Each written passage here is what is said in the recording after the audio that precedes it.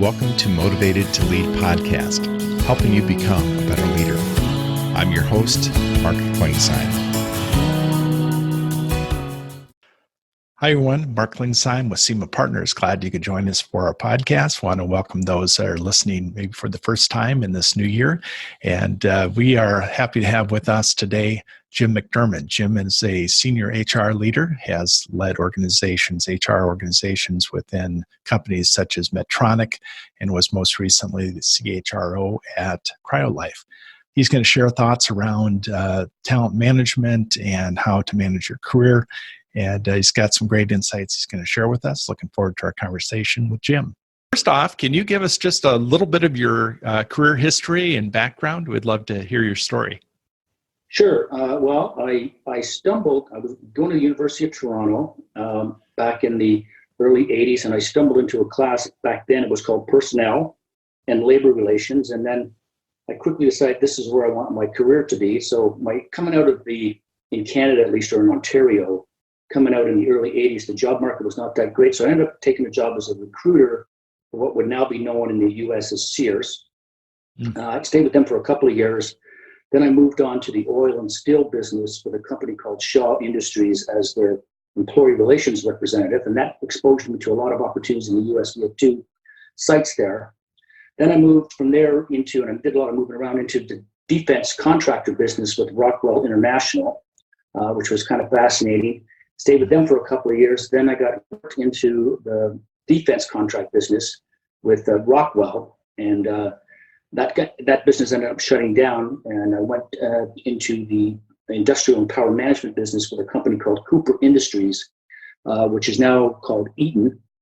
And that job actually was an interesting job because it moved me to the States. I moved from Toronto, very large, cost me a 2,000 person town in North Carolina.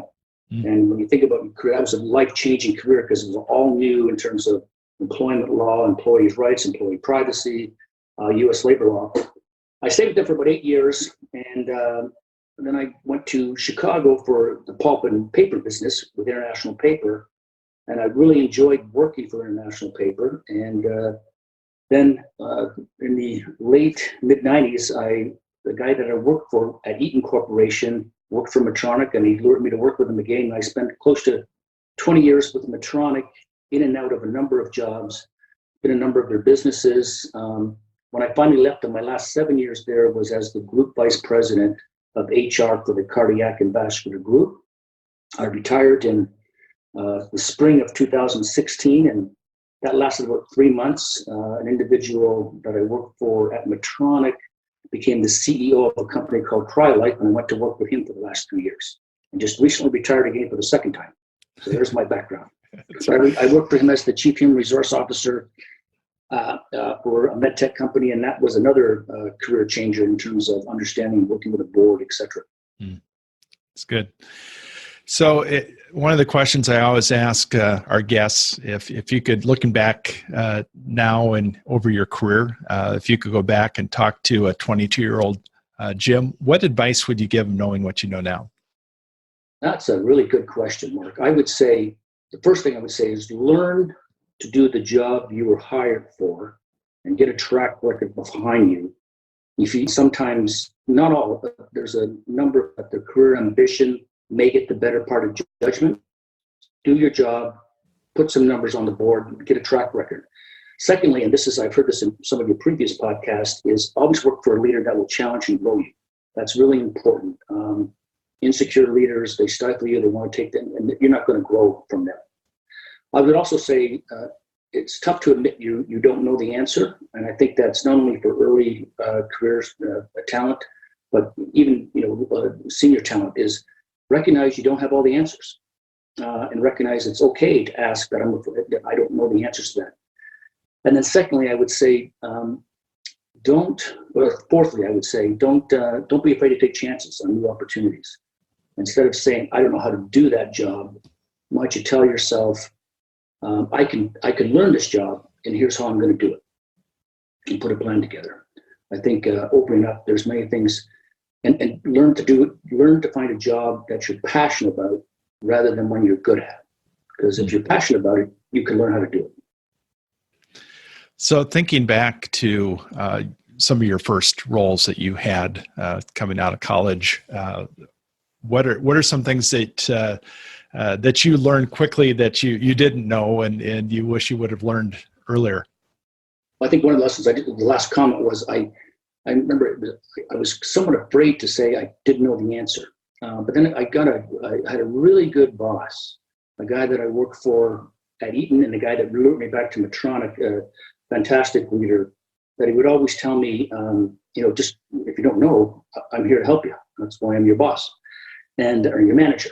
And I wanted this performance management system. We could do this. And he paused and he said to me, okay, there's a lot of good ideas. You need to go back to the drawing board and tell me, how is this either going to, in a for-profit business, how is this going to grow the top line, increase revenue? How is this going to improve the bottom line? Or as an HR professional, how is it going to enhance our ability to identify, attract, develop, and retain the best talent? And if any of these ideas you're coming up with doesn't do any of those, I don't want to hear about it. So it's like, make sure when you're working on something, what problem are you trying to solve, or what solution that people need that maybe they don't know yet are you working on, rather than this is a good idea and it's kind of neat. I find I've seen over my career a number of folks come forward with ideas to a solution of a problem that doesn't exist. So I still to this day will say, in any team I've managed, tell me how it improves the top line or the bottom line or enhances our ability to identify, attract, develop, and retain the best. Speaking as far as of hiring, and you've seen this over your whole career, new leaders coming in and hiring their executive team or their team around them. What mistakes have you seen leaders make in that hiring process? I would say, hiring people like you, hiring people that resonate with you and your values. I think that's a downplay. On the flip side of the coin, I would say always look for hiring a very smart, bright team, people that have different skills, maybe better skills than you have. I would also say, it's easier to manage a team with the same value, works, and training. That's not creative.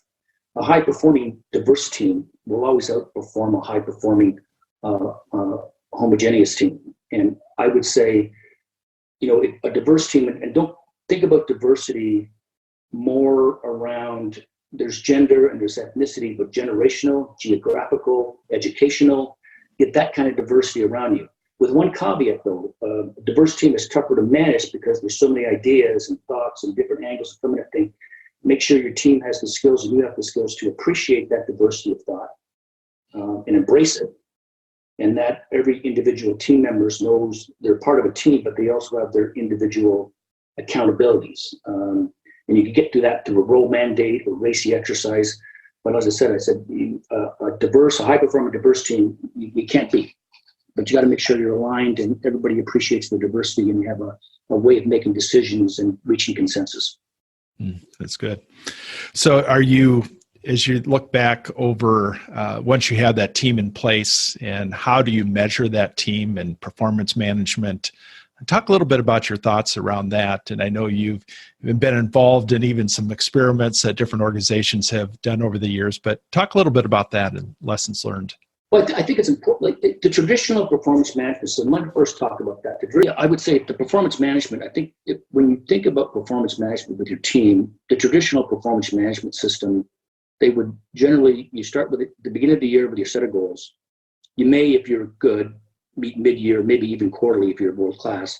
But in most cases, you set your goals at the beginning of the year, you meet at the end of the year, you as the employee write up your goals, you submit it to your manager, and they're usually in the system. And this is not a judgment, but usually a system where you're forced rank on a bell curve, and you're either on a 5-point scale, you might be 5 to 10% exceptional, high contributors would be a 4, meets expectations of 3, below expectations of 2, and then poor or needs improvement of 1.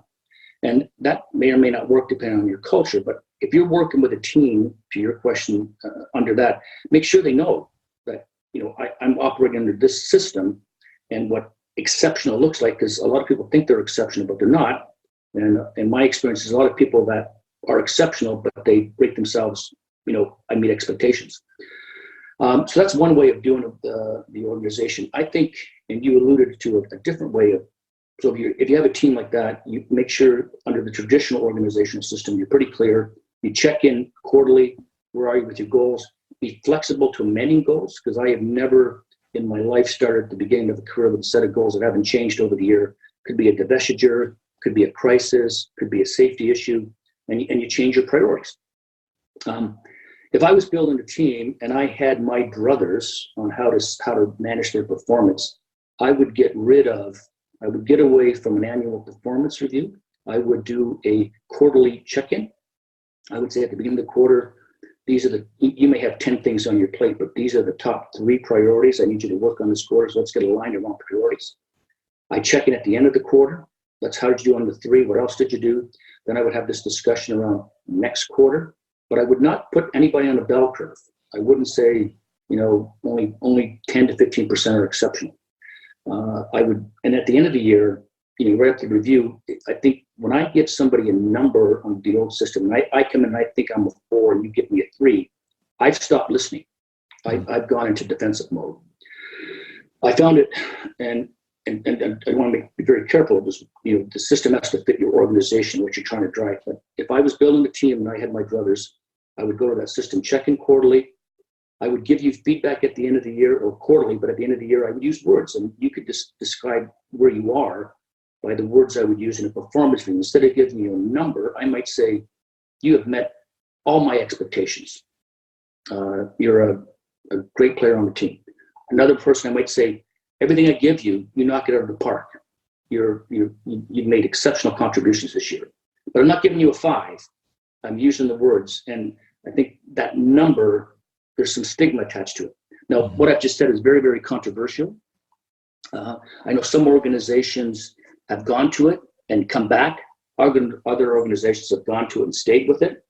But in my experience, if you can build a really diverse team and you want to keep them motivated, at the end of the year, if you put them into a system where I got to pit people against one another, and an analogy I use, and I'll pick on Canada where I come from. It's the Canadian soccer team, the Canadian national soccer team. I could bell curve them, and there'll be an exceptional player on the Canadian soccer team. Then I might take the German soccer team, and not one Canadian could make that German soccer team. I'm probably going to get in trouble with my home country for this. But if I reversed it, hockey would be the other way around. But they would not. So why if you're a good manager and you hire nothing but what I said at the beginning, smart, motivated, talented people, they could all be exceptional. I don't have to pit one against the other. Yeah, but that's a delicate way to do it. But I said, if I was building a team, I would try to say to my organization that, I'm going to rate your performance against the goals you and I set, not against how well your teammates are doing. And I think that system that I just spoke about, quarterly check-ins, no number, no bell curve, it's gone from a fixed to a flexible system. It's gone from looking to the past to looking to the past and the future. It's more prospective than retrospective. And you've gone from, I think, more of making a judgment on what number I'm going to give you to more of a partnership. And this is what we agreed. You've done this here, you've done this here. And I think it makes the manager be more of a coach and less of a controller. Mm. So that whole idea of coach, mentor, you've had mentors that have been, I'm sure, your managers in the past that you look to as somebody that you're learning from. How important is it for that HR function to really take a look at, are we aligning people with some good mentors, some coaches that can help them as far as to get beyond, where they're at for that at the end of the year? I think mentors are very important. I've had them over my years, and I've been a mentor to a number of people, and I've been a mentee to others. I've learned a lot. And I think, what we did when I was with Medtronic, which was a large organization, is mentors would be trained on how to be a mentor. You're not an advocate, which is a little bit different. You could have an advocate for you trying to fight you for positions, but a mentor is, I look at it as a mentor is more of a person that says, okay, sharing your experience and helping them reach a solution. I'm a certified coach, and I'm a certified Medtronic coach when I was there. And what I find about coaching was a little bit different. Coaching, I'm not giving anybody answers. I'm helping them find the answers themselves. If you start, as a coach, I look at a person as they're naturally creative, resourceful, and whole. So they know they have the ability to solve that problem. And I don't want to give them the answer as a coach. Give them the answer as a mentor role. A coach is to say, do you know where you're going? Do you know what's important to you? Do you know what trade-offs you're going to make? Are you balanced? Are you happy in your career? What changes do you need to make? And do a series of what I would say powerful questions and taking people up into the stratosphere and looking back down and doing them back. And I found that to be very invigorating. We launched in the CBG division, we launched an internal coaching program that actually eventually went to corporate. And there were a number of people that signed up to be certified as a coach. And then your obligation of going in as a coach is every quarter you had to train another, top talent, a pillar talent, an up and coming early identified high potential. And I think we got a lot out of it, both in terms of the person being the coach. You bring that back into your management style, that I don't have to give the answer. I can help somebody come to the answer they want. And sometimes you have to give the answer, but in the other cases, I think individuals learn to think on themselves rather than giving the answer and getting the answer to the question. I have to think about how I'm going to get that answer. So you become more self-sufficient.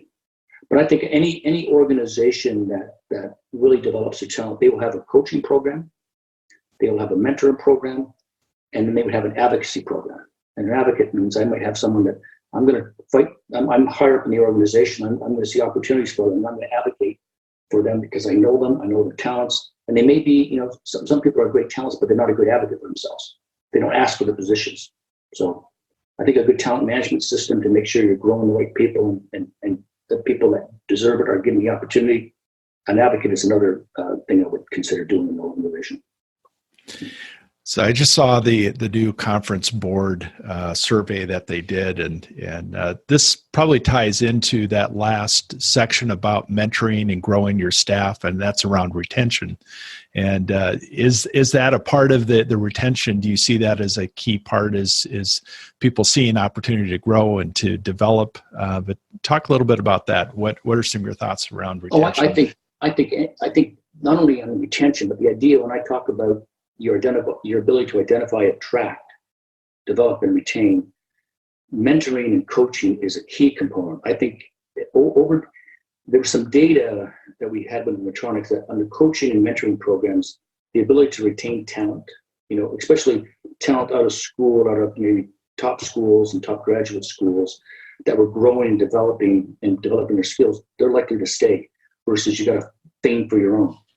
But I would also say your ability in that conference board thing I've always, as a HR professional, as a CHRO, I would look at my ability to attract and retain the best is driven by my culture. What kind of culture do you create? And mentoring programs and coaching programs are part of your culture. They talk about the value of people. That's telling you have a culture of I want to grow and develop talent, and I want you to stay with us because I'm going to expand your ability to learn new things. And so I think, to me, if I go into any organization, I would say the first question I'd ask it when we started CBG, and I asked it when I went to CryoLife is, do you have the right culture that enables you to execute the strategy? And as I said before, my catchphrase, right culture to execute the strategy and identify, develop, attract, and retain the best talent. And you can ask yourself, the way you do that is I would say you do an assessment of your culture. And how does your culture operate now? And one way to look at that is I've always said, if I can go into any organization, and as a consultant now, I've gone to organizations where if I look at who's hired and who's let go, I could probably tell you a little bit about the culture, who's making it to the top, who's stalled, and who's kind of forced out.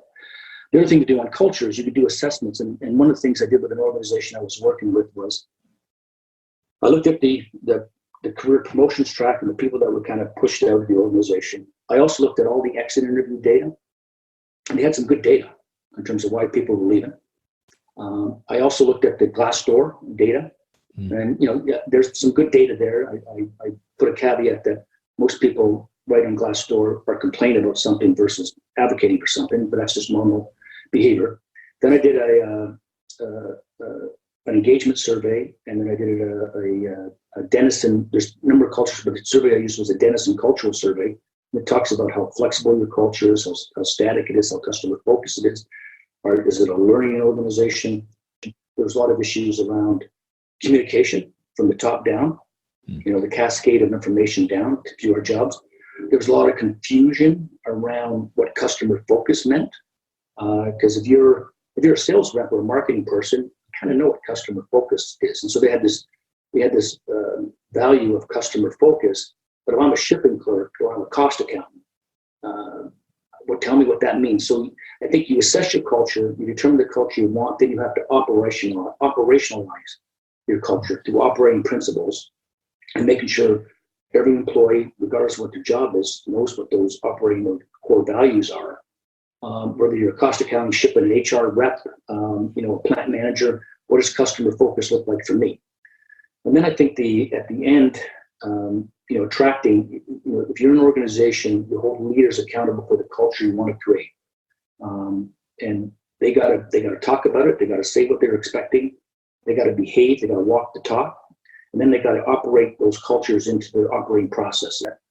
Really focus mostly on the what you do. I mean, I get my goals at the beginning of the year, and I can reach those goals. But if I leave a wake of dead bodies in the process of getting the goals, that's not sustainable. So I think culture is more about the how versus the what, and you need a balance. I mean, the what and the how, I think, would come together in some sort of scale and say they are equally or close to being equally valuable. Talk a little bit about just that move from a large organization like Medtronic, a global organization, to a smaller organization. You had a CHRO role, and just what was that like, and what did you learn from going from a Medtronic to a smaller organization?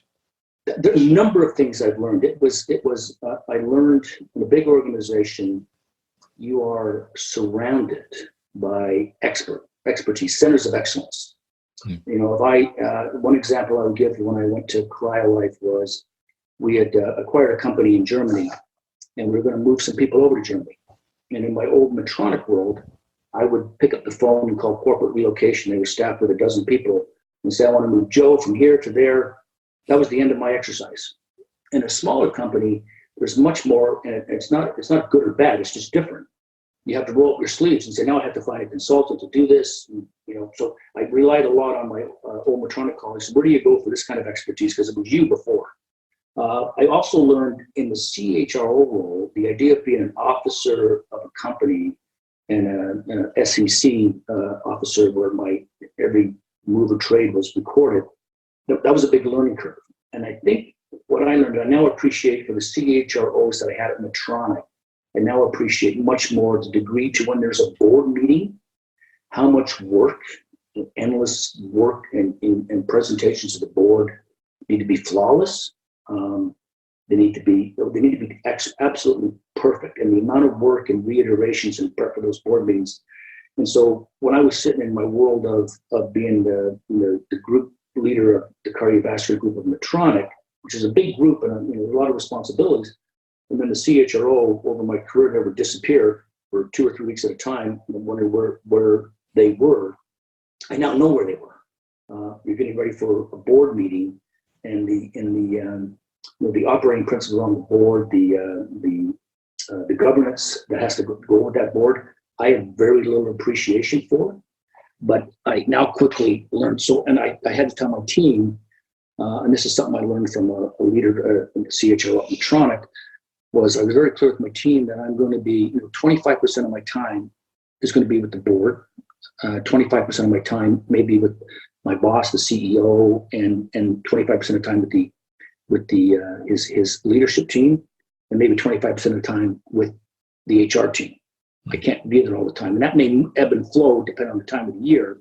When you get into end of the board years or board meetings, and I say, I'm going to 50% of the time I'm gone, and you're not even going to see me. So I need you to be self-sustainable.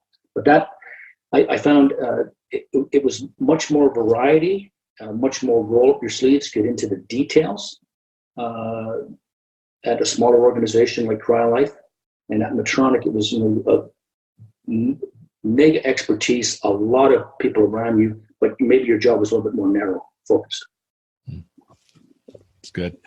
So talk about some of the books you've read over your career and things that you would top books that you would put on any leader's reading list.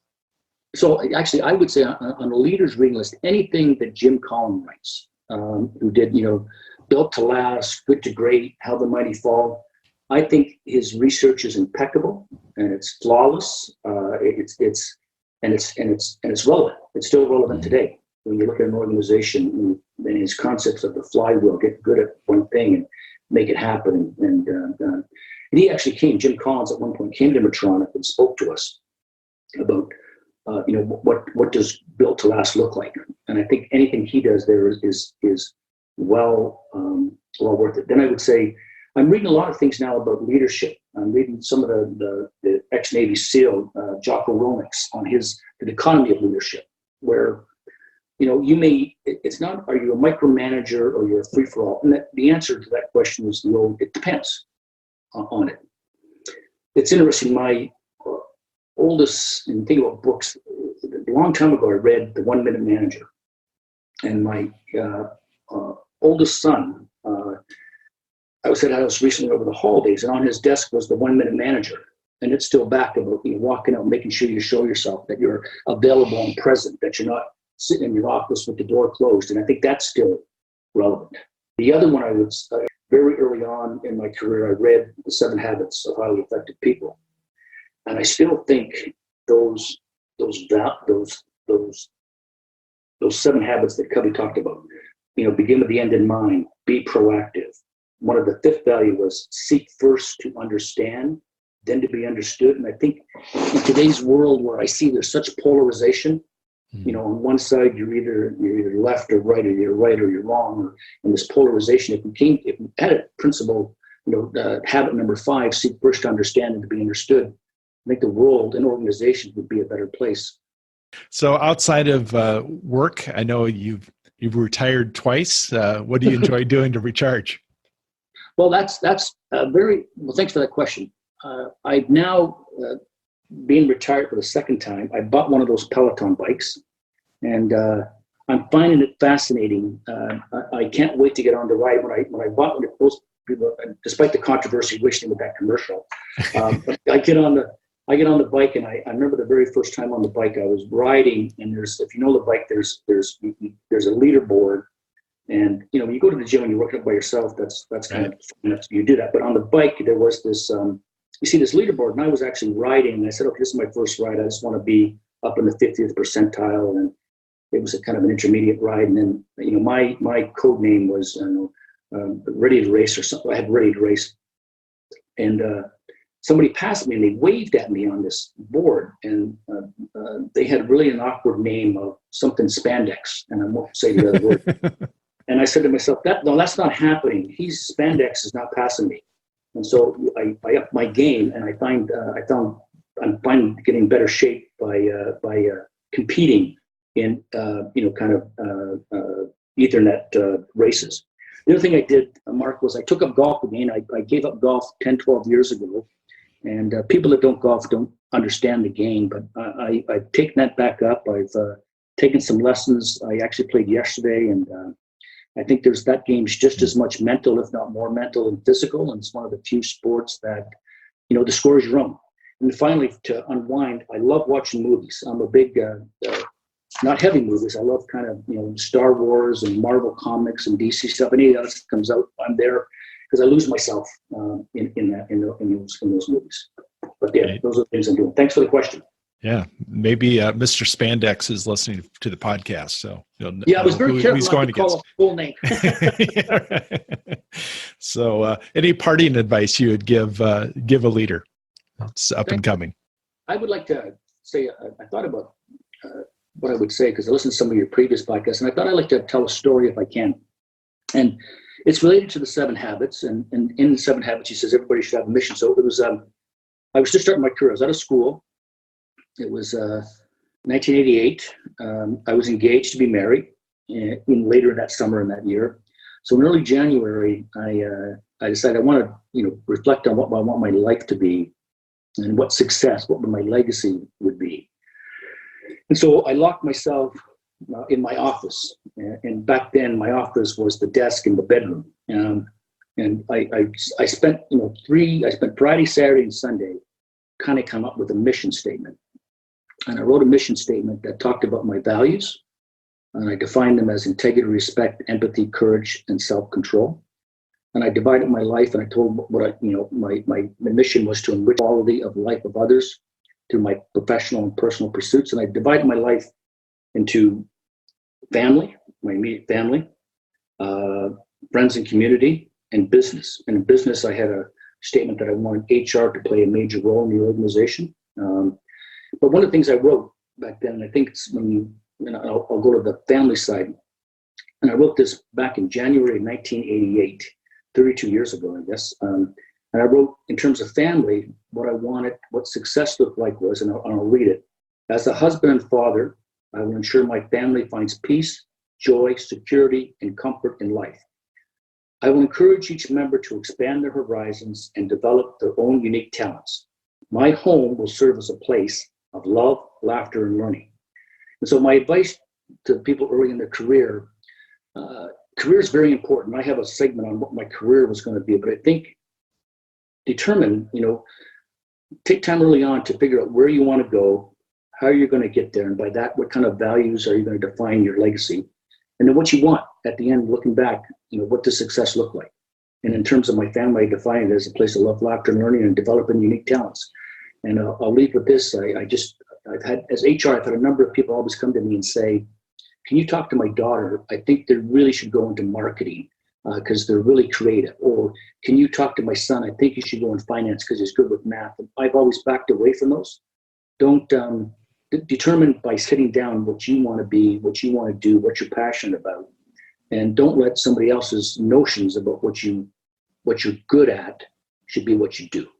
And you only do that by self-reflection and taking some time to think about it. That's great. Thank you, That's Mark. great advice. Yeah, absolutely. Thanks so much for taking time out, Jim, and wish you continued success with all you do. I appreciate the time, Mark, and thank you for the opportunity. Thank you for listening to the Motivated to Lead podcast.